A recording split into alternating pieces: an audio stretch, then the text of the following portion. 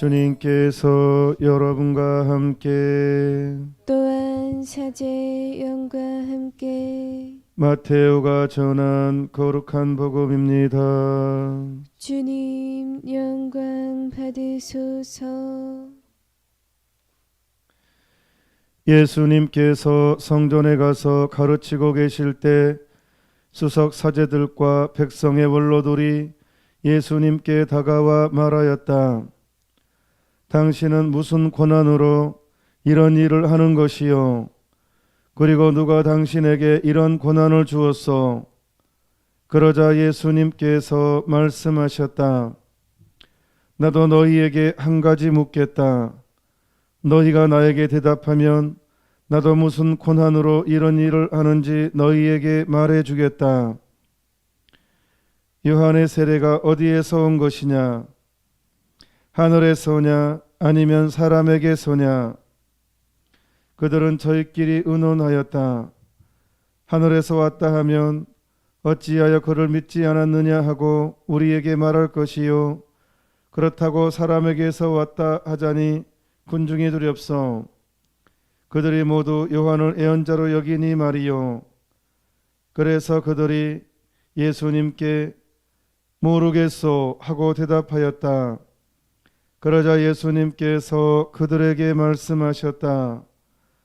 나도 무슨 권한으로 이런 일을 하는지 너희에게 말하지 않겠다. 주님의 말씀입니다. 그리스도님 찬미합니다.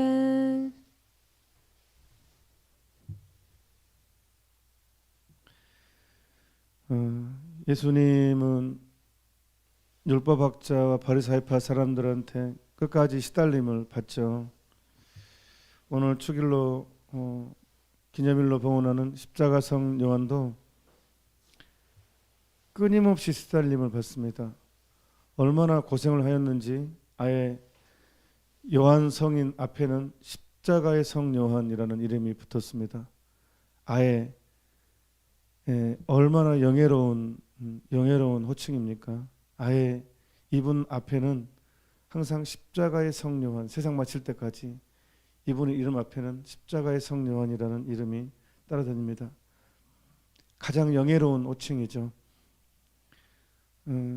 십자가 성 요한은 1542년 이때가 종교개혁이 한창 이제 항상 극심한 혼란기 때 가톨릭 교회가 큰 위기가 2000년 역사 안에 있어 왔다 했잖아요. 3세기, 12세기, 16세기 이제 지금 근데 16세기 혼란 상황 때 태어납니다. 스페인 이분 아버지 스페인 태생인데 아버지가 엄청난 귀족 집안이었어요. 근데 하필이면 이 아버지가 사랑에 빠지는데 당시는 이 스페인의 이 신분 그 귀족과 평민 이게 엄격했던 것 같아요. 근데 아버지가 사랑에 빠졌는데 평민의 여인이었습니다. 당연히 집에서는 집안 망신이라고 절대로 허락을 하지 않았습니다. 그래서 집에서는 네가 만약 저 여인이랑 결혼하면 호적에서 팔아 그런 식으로 나갑니다. 이거는 그냥 보통 우리나라 한국 사람들은 호적에서 팔아게 놓고도 결혼 막상 살면 또 정에 이끌려서 또 도와주고 그러자 받아주고 하잖아요. 근데 이분들은 그러지 않았습니다. 단호했습니다. 내가 저 연인이랑 기어이 저 여자랑 그 여자랑 결혼하겠다면 나는 우리 집 속하지 않는다. 어떠한 경제적 도움도 어떤 것도 돈 받을 기대하지 말라고. 그래서 요한의 아버지는 고민합니다. 그리고 사랑을 택합니다. 아버지께서. 그래서 이제 진짜로 사랑을 택했는데 경제적인 도움은 10원 한 장 도움 받지 못합니다. 그래서 극심한 가난에 시달리게 됩니다. 귀족 집안에 태어났으니까 뭐 할 줄 아는 게 별로 없었겠죠. 그러니까 요한이 태어났을 때는 진짜 말 그대로 찢어지게 가난하게 됩니다. 형제들이 영양실조로 죽습니다. 그리고 본인도 이제 정말로 밥 굶는 것은 자주 있었고 학교 다닐 돈도 없었습니다. 그래서 어린 나이에 취직을 하게 됩니다. 병원에 취직해서 병원 바닥 닦는 일 하게 됩니다. 근데 워낙 요한이 바르고 똘똘하게 보여서 그 병원에 계신 신부님이 요한을 눈여겨보고 챙겨주게 됩니다. 그래서 이제 공부를 하게 됩니다. 글도 배우게 되고 이제 공부를 하게 되고 또 워낙 요한이 이렇게 열심히 하게 돼서 신학교도 가게 되고 사제가 됩니다. 그래서 요한 성인이 이렇게 해서 신부가 돼요. 어린 나이에 이제 일을 하면서 신부님 눈에 들어서 그 신부님의 후원으로 이렇게 그리고 이제 가르멜스도에를 선택하게 됩니다. 근데 이분은 워낙 고생을 밥 먹듯이 해서 평범한 그리고 복음을 있는 그대로 이렇게 해석하면서 실천했기 때문에 이 스토에가 이렇게 적응이 안 됐습니다. 너무 이완된 스토에 적응이 안 돼서 수도 생활을 하다가 결국은 더 엄격한 스토에를 가야 되겠다 해가지고 이제 나오는데 이때 역사적인 만남이 이루어집니다. 성녀 데드레사를 만나게 됩니다. 그때 당시 데드레사는 연세가 지금 많으셨고 십자가 요한은 젊었죠. 그래서 이제 데드레사를 만나고 나서 내부에서 개혁을 이제 선택하게 됩니다. 이제 데드레사의 격려를 받고 그래서 이제 내부에서 개혁하는데 아주 격렬한 아주 뭐 거의 사람을 반 죽여놓습니다. 격렬한 반대에 부딪히게 되고 심지어는 개혁을 하려는데 오래 그렇습니다. 개혁이라는 게. 그래서 심지어는 이 옛날에 수도에는 지하 감옥도 있었던 것 같아요. 그래서 아예 햇빛도 하나도 안 들어오는데 집어넣어서 밥도 하루에 한 끼 해서 사람을 완전히 벌을 그렇게 주는 거죠. 이단 사상에 문제가 있다고 십자가 성령은. 그래서 거의 거기서 이제 그 어떤 영적인 완성을 많이 봅니다. 이제 거의 뭐 사람이 쇠약해지고 햇빛을 못 보고 하면서 아예 그 위기 거의 정신의 어떤 큰 위기가 옵니다. 사람이 좀 상태가 안 좋아지죠. 계속. 근데 극적으로 이제 탈출을 시켜줍니다. 그래서 이제 피난 떠돌이 생활하고 여기저기 숨어 지내고 그걸 겨우 어떻게 벗고는 되지만 수도회 안에서 인정을 받지 못합니다. 항상 조롱거리가 되고 그 사상은 항상 비난을 받게 되고 그리고 이 말년에 이분이 이제 짬밥도 상당히 있고 해도 이분은 존중 못하고 가장 외딴 곳에 수도원에서 이렇게 계시다가 이제 쇠약해져서 이제 임종을 하시는데 밑에 그 함께 동료 수사님한테 이런 얘기를 합니다. 수사님, 오늘 저녁 끝기도는 천국에서 할 것입니다. 그리고 이제 얼마 있어 돌아가시죠. 몇 시간 후에. 그러니까 보통 수도에 가면 수도에는 저녁 기도가 있고 끝기도가 있어요. 저녁 기도 이후에 자기 전에 하는 기도 끝기도라고 하는데 보통 모여서 하는 경우가 많죠. 근데 저녁 기도 한 다음에 이제 보통 밥도 먹고 그러다가 수사님한테 오늘 저녁 끝기도는 천국에서 할 거라고 그 말을 하고 이제 돌아가셨잖아요. 저는 그게 얼마나 부러운지 모르겠어요. 와 진짜 이게 성공이지. 오늘 저녁 끝기도는 천국에서 할 거라고 와 이렇게 말하고 우리 생을 마감할 수 있다면 와 얼마나 이 삶이 아름다운 삶이겠습니까? 근데 이 요한은 너무너무 고생을 했기 때문에 십자가의 요한. 그래서 이분의 글들은 정말로 다른 분도 위대하지만 좀 독보적인 것 같아요.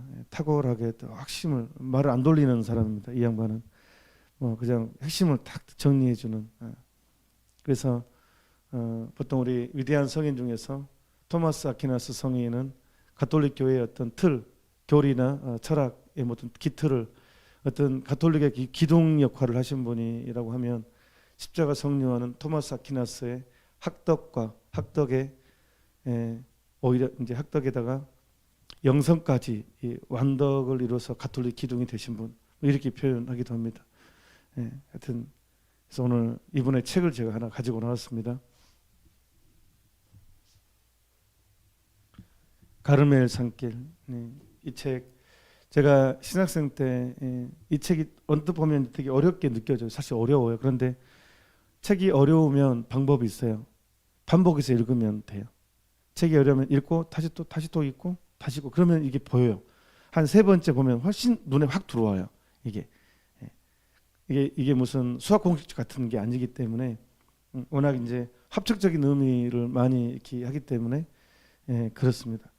그리고 이제 또 결단을 많이 요구하기 때문에 우리에게 어렵게 느껴지기도 해요. 그런데 중요한 것은 이 책이 이 책을 한번 딱 온전히 정독을 하게 되면 어떤 영성의 기준에 대한 어떤 그 이 감각을 느끼게 돼요. 잡게 돼요. 영성의 틀을. 그래서 분별을 더 하게 돼요. 어떤 것이 요즘에 하도 많은 기도 이게 옳은지 저거는 헷갈리는 게 많아요.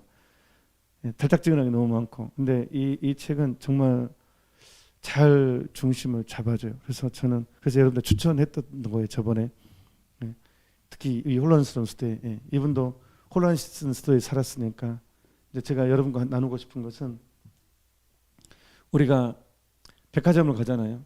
지금은 이제 뭐 2.5단계, 3단계에서 이제 백화점도 이제 3단계 되면 문 닫는다고 하는데 백화점 가면 공통적인 경험이 하나 있어요. 어떤 경험을 하느냐? 되게 피곤해요. 아이쇼핑을 하잖아요. 뭐 사기도 하겠지만 극심한 피로감을 느낍니다. 백화를 한번 갔다 오면 십자가 성령이 그거 이유를 그렇게 될 수밖에 없다는 걸 설명을 해요. 이 책에 보면 그거 다 이해가 돼요. 왜 우리가 백화점 갔다 오면 극심한 피로감을 느끼는가? 왜냐? 욕망이 들어오면 사람이 피곤하게 된다는 거예요. 그래서 구체적으로 5가지 폐해를 얘기합니다. 자, 이걸 이제 좀 더 이제 학적으로 제가 이제 가르멜 산길 제4장을 펴왔어요. 제4장의 1항을 보면 이제 이 책으로는 44페이지예요. 보면 하느님과 합일에 도달하려면 합일이라는 것은 하느님과 하나가 되려고 한다면 모든 것에 대한 역 끊기와 맛 없애기의 밤을 거치지 않으면 안 된다. 그러니까 기준을 제시해요. 우리가 하느님과 하나 되려면 합일을 이루려면 반드시 모든 것에 대한 욕망을 끄는 것과 맛 없애기에 밤을 거치지 않은 밤이라고 표현한 것은 이제 어둡기 때문에 이해되지 않은 거기 때문에 밤이라는 표현을 한 거예요. 그러니까 여기서 욕망 이해되죠. 맛 없애기라는 것, 맛 없애기라는 것은 세상에 대한 맛, 세상적 엔터테인먼트적인 것을 의미해요. 그러니까 우리가 하느님께 가는 길은 이 2가지 역끊기와 맛 없애기란 두 트랙을 가지고 있어야 되는 거예요. 2 날개를 가지고 있어야 되는 거예요. 하느님께 자유롭게 갈 수 있는 거예요. 근데 대부분 이게 힘들기 때문에 이걸 없애버리죠. 이걸 없애버린 논리가 하느님은 사랑이야. 괜찮아 이거란 말이에요. 그러니까 하느님은 사랑인데 하느님은 사랑이라는 것을 내 입맛대로 교묘하게 바꿔버리는 거예요. 그래서 제가 이렇게 막 좀 흥분하고 그랬던 거예요. 사랑을 이용하면 안 된다. 하느님의 사랑을. 이제 그 얘기를 자주 했던 거예요. 그러니까 우리가 하느님 만나려면 이 정화 작업이라는 것은 자폭이라는 것은 절대적인 작업이에요. 근데 이것을 안 하고 그냥 달짝지근하게 가려는 유혹이 옵니다. 그냥 신앙을 마법으로 만들어 버리는 거예요. 이런 일이 얼마나 많이 일어나는지 몰라요. 그러니까 그냥 저절로 이루어지는. 공부 안 하고 어떻게 공부를 잘할 수 있겠어요? 1등을 할 수가 없죠. 그래서 하느님과의 합일에 도달하려면 모든 것에 대한 역 끊기와 맛 없애기의 밤을 거치지 않으면 아니 된다. 피조물에 대한 모든 애집이 이제 애착과 집착이죠. 애집이라는 것은 하느님 앞에서는 어둠에 지나지 않기 때문이니 이 어둠에 둘러쓴 영혼이 먼저 어둠을 떨쳐버리지 않으면 티 없이 맑으신 하느님의 빛을 받아들일 수 없고 빛날 수도 없다. 어둠과 빛은 받아들이지 않았다. 이제 요한복음을 하고 어둠과 빛은 같은 공간에 생존할 수가 없죠. 빛이 있으면 어둠은 사라지는 것이고 빛이 없으면 어둠이 있는 것이고 어둠과 빛은 함께할 수 없어요. 그러니까 세상에 대한 욕망과 맛없애기 자체와 하느님은 함께할 수 없다는 거예요. 이제 그것을 얘기하는 것입니다. 그러면서 이제 6장 보면 이제 이 산길의 56페이지 보면 이와 말한 바를 똑똑하게 깊이 있게 알아듣기 위해서는 여러 가지 여기 어떻게 두 가지 해를 끼치는가 하면서 이제 6장은 욕망이 한 영혼에게 두 가지 큰 해를 끼친대요. 하나는 아슴과 또 하나는 끼침이라는 거예요. 말이 어려운 것도 어렵지 않아요. 아슴 같은 것은 빼앗긴다는 거고 하나는 끼친다는 것은 어떤 끼친다는 거죠. 그래서 설명합니다.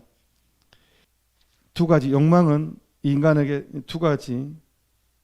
자 여기서 이제 두 번째는 끼침인데 이제 아슴은 우리 영혼 하느님의 은총을 빼앗아 가는 거죠. 두 번째는 우리 영혼과 육체에 끼치는 건데 첫째는 여기 영혼을 필요하게 지치게 하면 뻔한 일이다.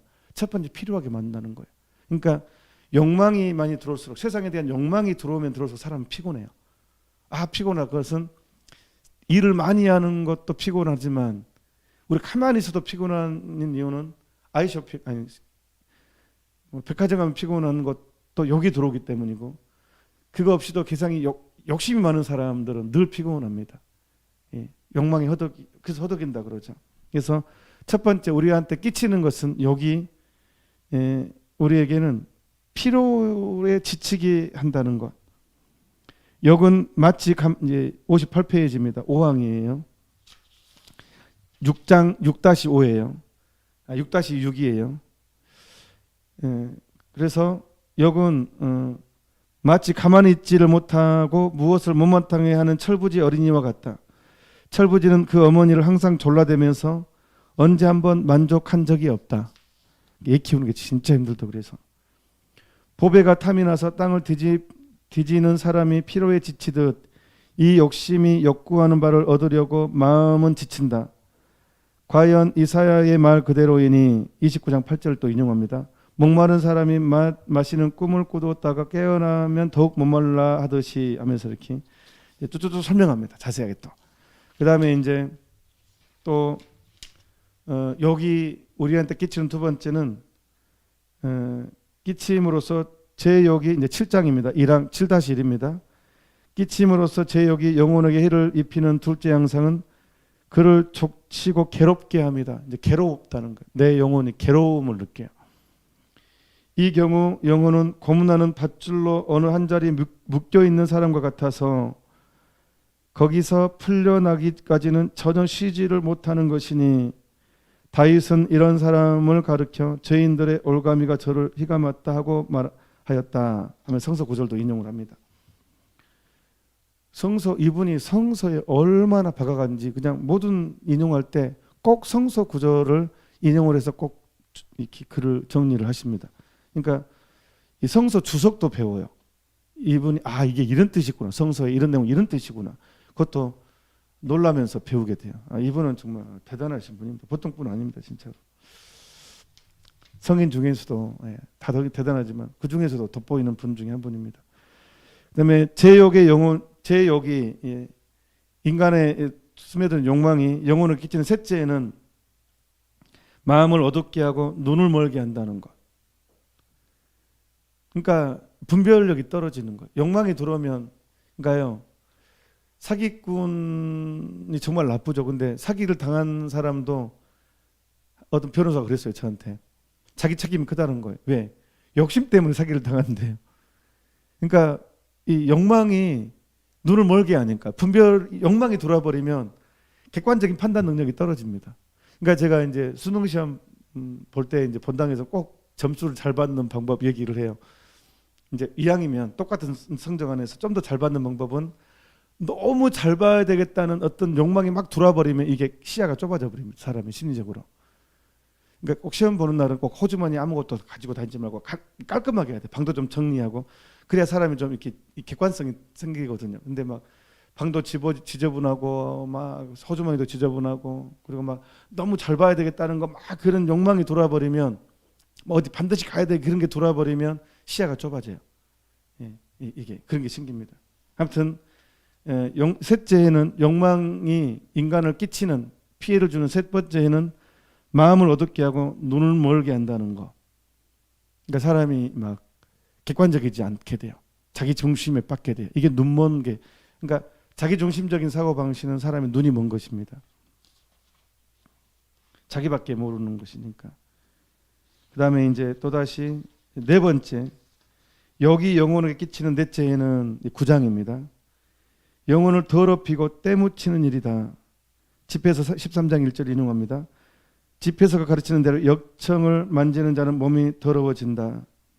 그러니까 금묵자역이죠. 예, 먹을 가까이 하면 거머지죠. 그러니까 욕망이 이제 들어와 버리면 영혼을 더럽게 하고 때묻히는 일인데, 그래서 이제 야한 말도 잘하게 되고, 막 이제 이 욕망이 있고 이렇게 그러면 음담패설 되게 많이 이야기해. 높은 사람이고 낮은 사람이고 야한 말, 그리고 즐기고 이렇게 돼요. 이게 네 번째 끼치는 욕망이 여기 영혼을 더럽게 한다, 때묻힌다. 예, 이런 네 번째입니다. 그다음에 마지막 다섯 번째에는 제욕이 영혼에게 이제 제10장입니다. 제욕이 영혼에게 해를 끼치는 다섯째는 미지근하고 약하게 만드는 것입니다. 오래 못 갑니다. 어떤 결심을 해요. 영혼이 이제 강론을 듣고 그래 오늘 또 이렇게 살 거야. 또 책을 읽고 이렇게 살 거야. 라고 결심을 하지만 오래 못 가요. 그게 이 욕망이 이미 있기 때문에, 내 안에 욕망이 이미 들어와 있기 때문에 오래 못 간다는 거예요. 그러니까 영성생활, 하느님을 만나려고 하는 사람은 얼마나 중요한지 말, 영적 투쟁이 이게. 그래서 제가 기억하시는지 모르겠어요. 제가 이제 코로나 터지고 방송하면서 제일 먼저 가지치기 얘기했어요. 그때도 사순식이었기 때문에. 가지치기 작업이 욕망의 가지거든요. 욕망의 가지. 피조물에 만족하는 어떤 그런 가지치기를. 그러니까 저도 십자가 성령한테 배워가지고 지금 계속 하는 거예요. 십자가 성령 배워가지고. 그러니까 하여튼 오래갈 힘을 지니지 못하게 되는 것이다. 쉽게 포기하게 되고. 그래서 또한 제욕이 영혼의 힘을 약하게 만드는 것은 나무 둘레에 도단한 새순들이 많아서 열매를 맺지 못하는 것처럼 덕의 열매를 맺지 못하는 것이다. 그러니까 나무가 과일을 열매를 맺지 못하는, 잎이 너무 무성하면 영양분이 다 글로 가버리니까 열매를 맺지 못하는 거예요. 영양분이 다 글로 가버리니까. 그러니까 내 에너지, 하느님이 주신 내 에너지가 세상적인 욕망으로 가버리기 때문에 영적인 열매를 맺지 못한다는 거예요. 그래서 이제 영혼이 약하게 된다는 것입니다. 여리게 되고.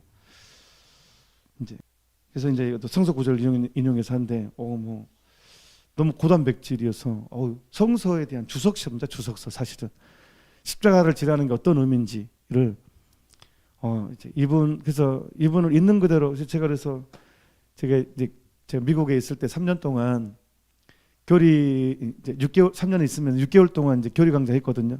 그것을 이제 제가 이제 옛날에는 올려놨었잖아요. 그래서 이제 그 6개월 마치고 그 다음 프로그램으로 이 책을 읽기로 했었어요. 십자가 성령, 여러분 혼자 읽으면 너무 어렵게 느껴지고 좀 부담스러우니까 저랑 같이 이 책을 읽어 나가면서 공부합시다 해놓고 못했어요. 그리고 한국에 들어왔어요.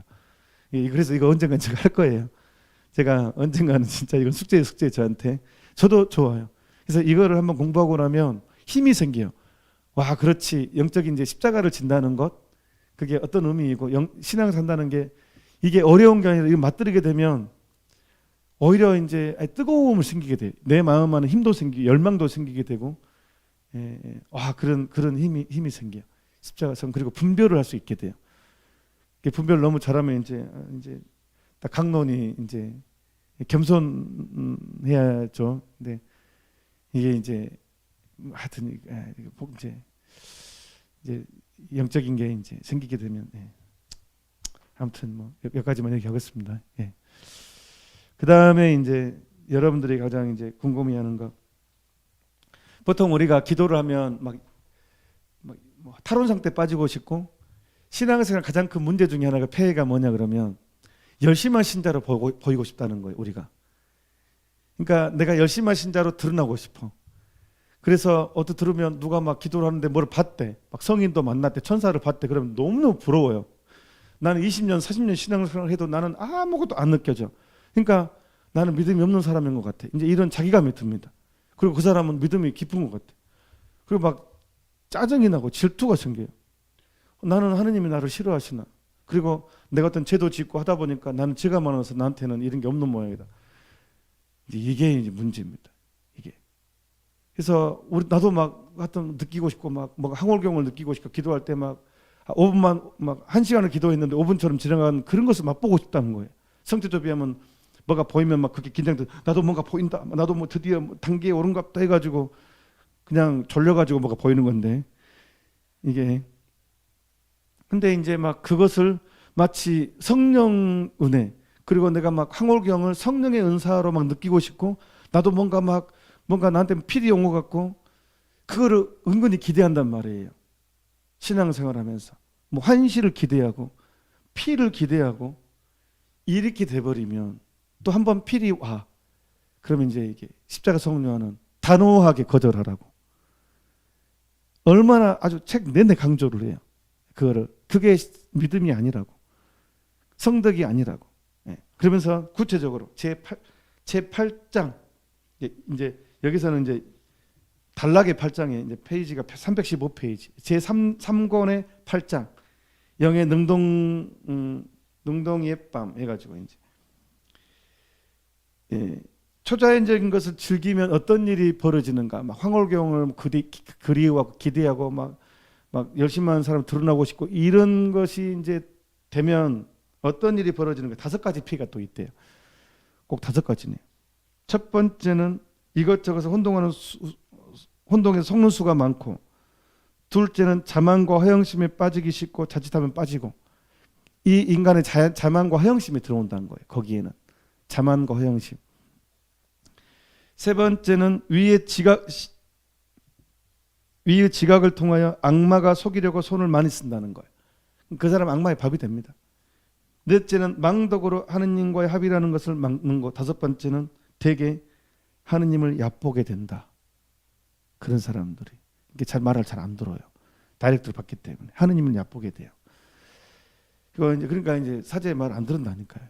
이렇게 합의를 막 피를 느끼고 하는 사람들은 자기 직접 성령을 받았다고 생각을 하기 때문에 중간 매개치를 원하지 않아요. 중간 사제에 그걸 원하지 않아요. 그래서 열심히 하다는 사람들이 이단에 많이 빠지는 거예요. 이게 교회 가르침도 안 받게 되고 이렇게 하니까 하느님을 얕보게 되기 때문에 이렇게 되는 거예요. 그러니까 열심히 하는 사람 악마는 밀어서 넘어뜨리고 게으른 사람은 잡아서 넘어뜨리고 이게 악마의 작전이에요. 열심히 하는 사람은 자기 열심으로 밀어서 넘어뜨리는 것이고. 그러니까 그래서 제가 항상 이제 저도 마찬가지로 겸손해야 돼요. 그러니까 우리가 막 기도할 때 뭐를 막 느끼고 싶어하고 그러지 말라고요. 그냥 믿음이라는 것은 메마름 안에 성장하는 거라고요.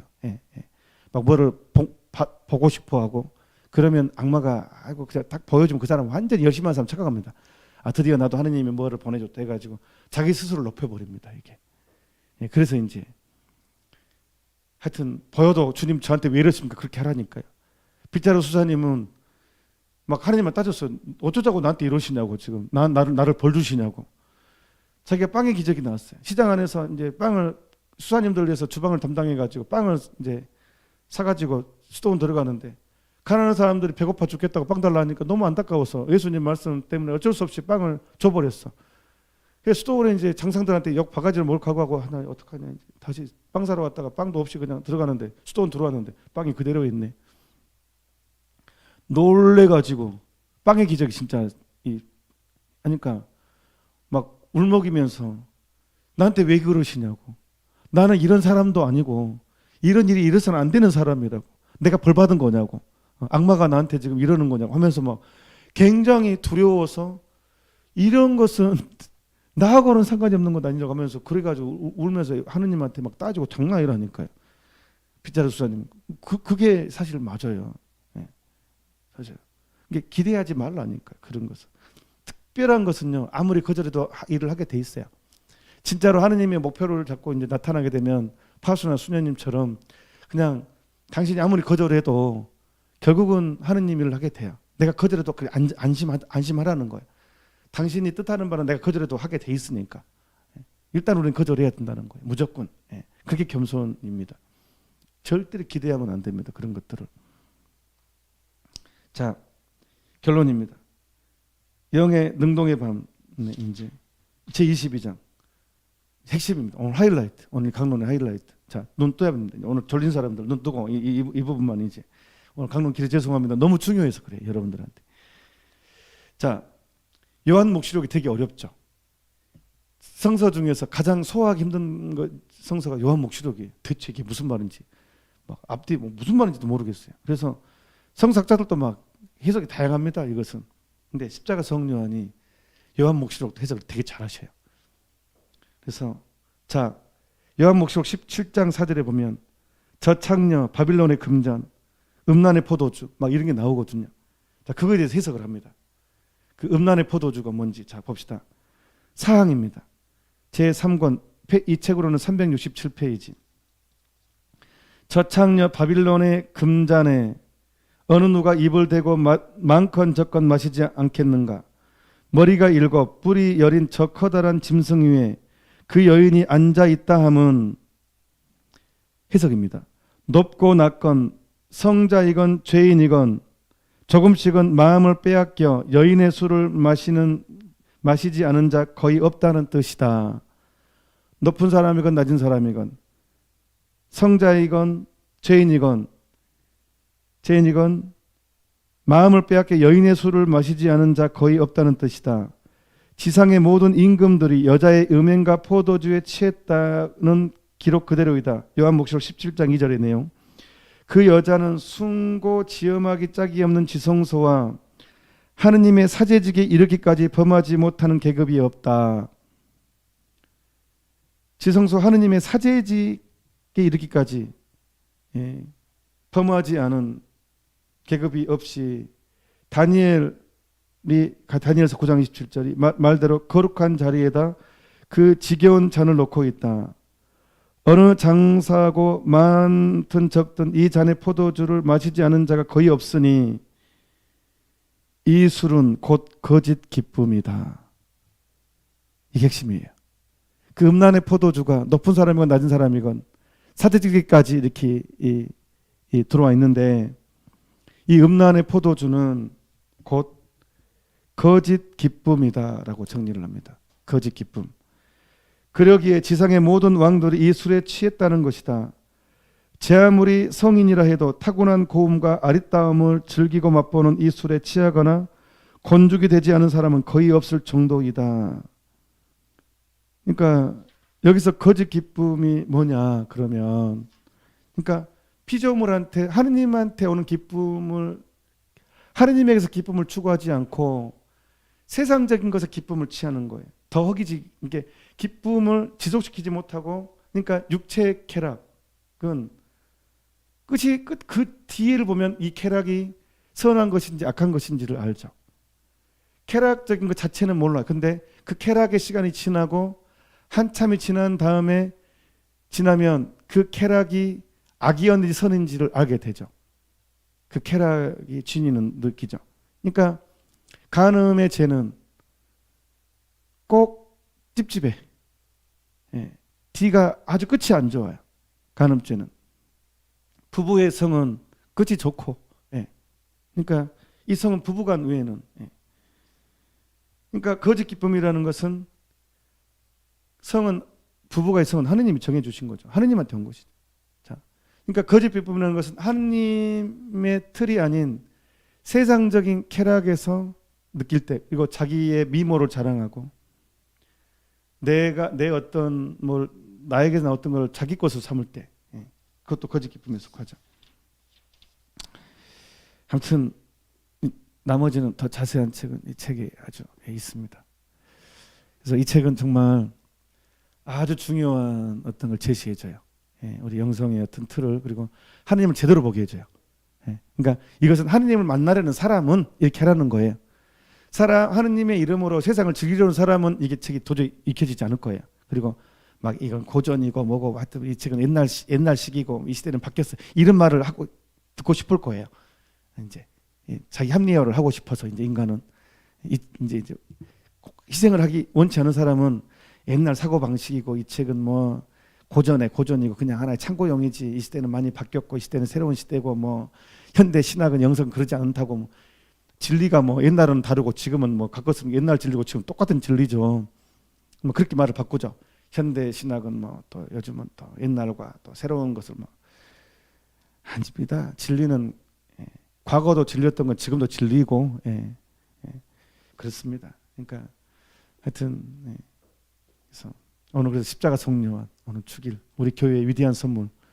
이분은 우리 가톨릭 교회의 위대한 선물이었습니다. 우리에게 준 선물이었습니다. 십자가 성령. 저는 그럼에도 불구하고 제가 아빌라까지는 가보고 이 양반이 살았던 곳은 아직 못 갔어요. 스페인에. 그래서 언젠가는 저도 여러분들이 가끔 제가 댓글 보니까 성리순례 하고 싶다고. 그런 날이 올 것이다. 코로나 언젠가는 멈추겠죠. 그럼 함께 CNBS에서 이렇게 성리순례 한번 모집할 것입니다. 그래서 한번 저랑 같이 한번 가시죠. 십자가 성령한테 한번 가보고 또 예루살렘도 한번 가보고 한번 하십시다. 그래서 우리 함께 여건키 하느님만으로 기뻐할 줄 아는 세상적인 것으로는 거주하고 오로지 예수님 단 한 분으로 내 삶의 모든 것을 기쁨을 찾는 그런 영적 순례를 떠나도록 하도록 합시다. 잠시 묵상합시다. 아멘.